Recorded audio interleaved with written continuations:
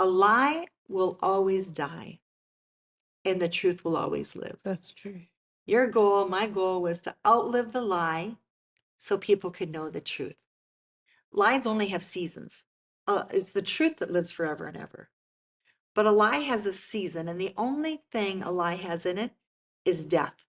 It comes to kill relationships, covenant relationships, ministry, your name. It could be your marriage, your a relationship with your child, with your church, with your business, in your community. Lies come to destroy. So, but there was a few pieces or people that were connected to these lies. So I said, Lord, I don't understand why they're doing this. What's going on? And why didn't I see this? Teach me, Lord, because we have to have some self-awareness. In all our adversity, we have to have some self-awareness. Did I open a door? Did I, see a red flag and didn't listen to Have it? humility before the Lord. Absolutely. And so the Lord told me that, I said, Lord, how did I not see this coming? He said, well, trustworthy people trust people, but dysfunctional people destroy people. Mm-hmm.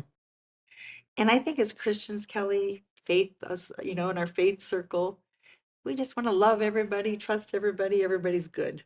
I mean, how many of us ladies leave our purse on the front row when we go down, or the back row when we go down front? And because if we think that the devil's not drawn to church, or devilish controlled people are not drawn to church, or the narcissist, or the abuser, Right. or people looking for someone to, uh,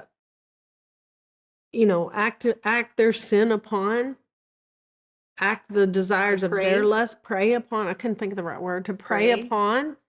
Where are you going to look? And if you're looking for somebody to marry that you can prey upon, you're going straight to the church. Because, I mean, the women are forgiving. They've been taught that. They love. They're quiet, hush, quiet. hush, hush. They try to stick with it. They try to be faithful to somebody. Yeah.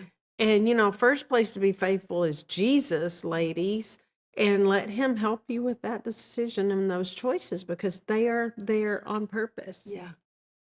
So if there's anyone here, even, 8th grade girls are mean.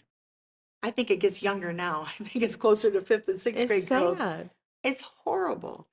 But it's important to teach our girls that they're not the kind of friends you want to have. Mm-hmm.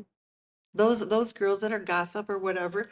And mamas, those aren't the kind of friends you want to have. The gossip, the liars, some people, they love to gossip. And if there's nothing to gossip about, they'll lie so that they have something to gossip about. True. And so if you're going through adversity, first of all, check yourself. Did you open a door for anything? Second of all, that lie is going to die. You stay focused. You stay focused on what God's called you to do, your assignment. Stay focused so it can be completed all the way through, and use the adversity. Grow. There's many forms of death to our flesh, right?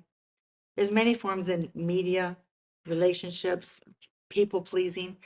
I have a crazy story. So I grew up, I was the fourth child, but the first girl. I really wanted to keep peace because of growing up in an abusive home.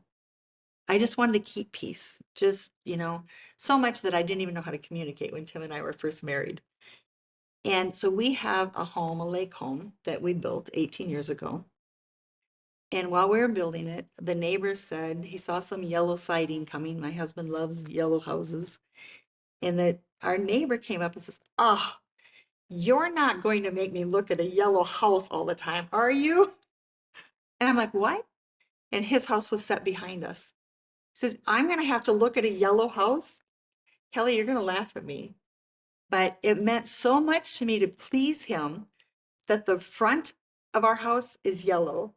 The back of our house is tan. I'm like, Tim, of all the times to listen to me, are you serious? But it's such, my kids laugh at me. But I was such a people pleaser instead of a God pleaser that I have a two-tone sided house. That's a good reminder. It's a great reminder. I don't like the results of people pleasing. But I went to our mentors, Oral and Evelyn Roberts.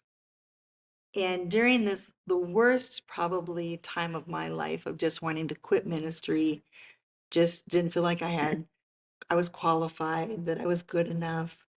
Um, we went to Oral and Evelyn, and we went to go visit them. And she says, Cherrié, how are you doing? How are the churches going? And I I said, love them. Owatonna, oh my goodness, yeah. Owatonna Church is doing great. I said, but we've had to fight to keep the Minneapolis church alive. God told us to open it. It wasn't Tim and Cherrié. And so until God tells us to close it, it's open. And I said, we, gone through some betrayals, and